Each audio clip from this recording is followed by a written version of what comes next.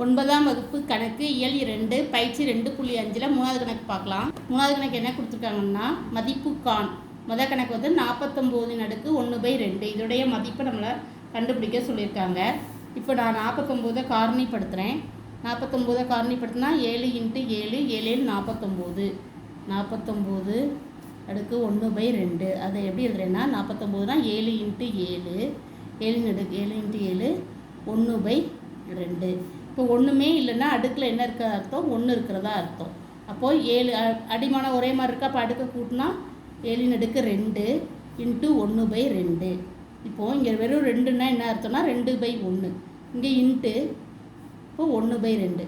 இப்போது இதுக்கும் நாம் என்ன பண்ணலாம்? அடி கொடுத்துடலாம். 2 ஒன்றுமே இல்லைன்னா 2/1. இங்கே 2 இருக்குல்ல, இப்போ கீழே 1 இருக்கிறதா அர்த்தம். இப்போ இந்த 2க்கும் அடி கொடுத்துடலாம். அப்போ விடை என்ன வரும்? 7. சரிங்களா? இப்போ நம்மளுக்கு இது தெரியும். a/m இந்த whole power n = a/m × n. ரெண்டையும் பெருக்கணும். அதே மெத்தட் தான் நம்ம யூஸ் பண்ணுறோம். இன்ட்டு பெருக்கல் அர்த்தம். இங்கே 2/1ன்னா ஒன்றுமே இல்லைன்னா கீழே 1 இருக்க அர்த்தம். அப்போ 2/1 × 1/2 இந்த 2 அடி கொடுத்துட்றோம். அப்போ 7 மட்டும்தான் விடை. சரிங்களா? அடுத்தது ரெண்டாவது கணக்கு. ரெண்டாவது கணக்கு என்ன கொடுத்துருக்காங்கன்னா 243 அடுக்கு 2/5. சரிங்களா? இப்போ நம்ம என்ன பண்ணுறோன்னா 243 நம்ம காரணிப்படுத்துகிறோம். ஃபஸ்ட்டு 3ஆவது வாய்ப்பாடு போடுறோம். 8 3 24 1 3 3 திருப்பியும் 3ஆவது வாய்ப்பாடு போடுறோம். 2 3 6 மீதி வேணால் 7 3 21 திருப்பி 3ஆவது வாய்ப்பாடு போடுறோம். 9 3 27 திருப்பி 3ஆவது வாய்ப்பாடு போடுறோம். 3 3 9 திருப்பி 3ஆவது வாய்ப்பாட்டா 1. இப்போ நாம் காரணிப்படுத்தியிருக்கோம். 243 அடுக்கு 2/5 இதை காரணிப்படுத்தினா 3 எத்தனை வாட்டி வருது? 3 × 3 × 3 × 3 × 3 3 5 வாட்டி வருது. இன்ட்டு 2 அடுக்கு 5. இப்போ மேலே ஒன்றுமே இல்லைன்னா என்ன அர்த்தம்? 1 இருக்கா அர்த்தம்.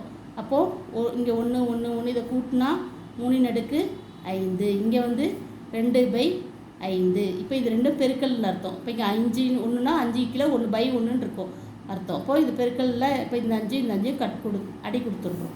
சரிங்களா? அப்போ என்ன இருக்கும்? 3 அடுக்கு 2. இப்போ 3 × 3 எத்தனை? 3 × 3 9. சரிங்களா? இது உங்களுக்கு புரியுதா?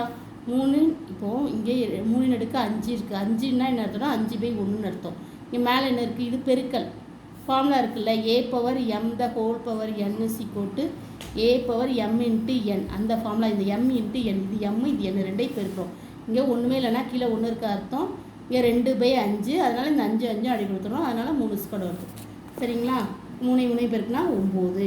அடுத்தது மூணாவது கணக்கு. மூணாவது கணக்கு என்ன கொடுத்துருக்காங்க? மூணாவது கணக்கு என்ன கொடுத்துருக்காங்கன்னா 9 அடுக்கு -3/2. சரிங்களா? இப்போ நாம் வந்து இது எப்படி எழுதுறோம்னா நாம் வேணால் இது இன்னொரு ஃபஸ்ட்டு எப்படி எழுதிக்கலாம்னா இப்போ x⁻−1ன்னா இது என்ன எப்படி எழுதலாம்? 1/xன்னு எழுதலாம். அதே மாதிரி தான். அப்போது நம்ம இது எப்படி எழுதுறோம்னா 1/9√3/2ன்னு எழுதிக்கிடுறோம். ஃபஸ்ட்டு இதை மைனஸை ப்ளஸ்ஸை கீழே கொண்டு வந்துக்கிறோம். இப்போ உள்ளதை காரணிப்படுத்துகிறோம். அப்போது 1/9 எப்படி எழுதுகிறோம்? 3 × 3 3 3 9 தான். அப்போது பவர் 3/2.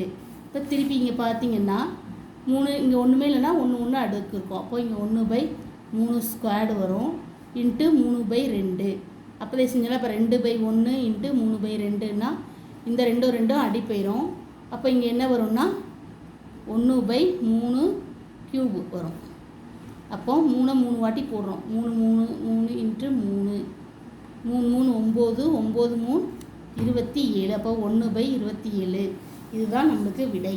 சரிங்களா? இது வந்து நம்ம செஞ்சு பார்த்தது.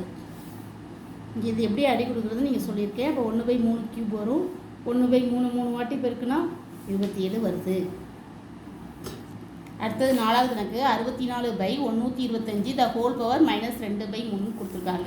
ஃபஸ்ட்டு நான் இதை வந்து 64/125 the whole power -2/3ங்கிறத நான் ப்ளஸில் கொண்டு வரேன். இது எப்படி எழுதுறான்னா x⁻−1னா இது 1/xன்னு எழுதுவோம் இல்லையா? அதே ஃபார்முலா தான். அப்போ இதை 1/+ல் எழுதிக்கிறேன்.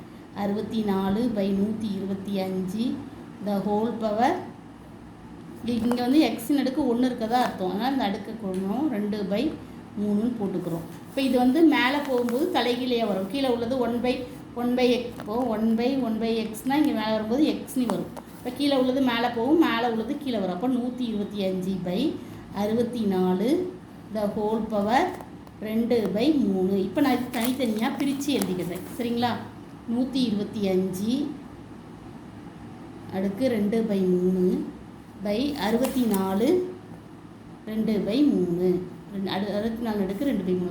இப்போ 125 நான் வந்து காரணிப்படுத்துகிறேன். சரிங்களா? 125 காரணிப்படுத்துகிறேன். அப்போது 5 2 5 10 மீதி 1 5 5 25 திருப்பி 2 5 5 25.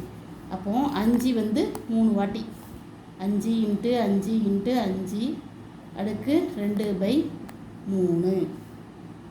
அடுத்தது இங்கே பார்த்தீங்கன்னா 64 காரணிப்படுத்துகிறேன். அப்போது 2 3 2 6 2 2 4 திருப்பி 2 1 2 2 6 2 12 திருப்பி 2 8 2 16 திருப்பி 2 4 2 8 திருப்பி 2 2 2 4 திருப்பி 2 இங்கே 1. இப்போ 2 எத்தனை வாட்டி இருக்குது? 1 2 3 4 5 6 வாட்டி இருக்குது. இப்போ நான் இதை இங்கே 6 வாட்டி போடாமல் 2/6 பவர் 2/3 போட்டுக்கிறேன். இப்போ இதையும் அதே மாதிரி 5/3 இங்கே 2/3 போடுறேன். அடுத்தது இங்கே வந்து 2/6 பவர் 2/3 போடுறேன். இப்போ இந்த 3க்கும் 3க்கும் அடி போயிடுமா? அப்போது 5 ஸ்கொயர்டு 5/2. அடுத்தது இங்கே பார்த்தீங்கன்னா அங்கே 6/1 இருக்கும். இப்போ 1 3 3 2 3 6. சரிங்களா? 1 3 இங்கே 2 இருக்கும். 3 ஆய்ப்பாடில் அடிப்போம். 1 3 2 3 6. இப்போ இங்கே 2 × 2 இப்போ இங்கே என்ன வரும்? 2 2 4 2/4. இப்போ இதை பெருக்குனா 5 × 5 2 வாட்டி போட்டுனா 25. 2 4 வாட்டி பெருக்குனா 2 2 4 4 2 8 8 2 16. இப்போ விடை வந்து எனது 25/16. இதுதான் விடை. நன்றி. Please subscribe my channel.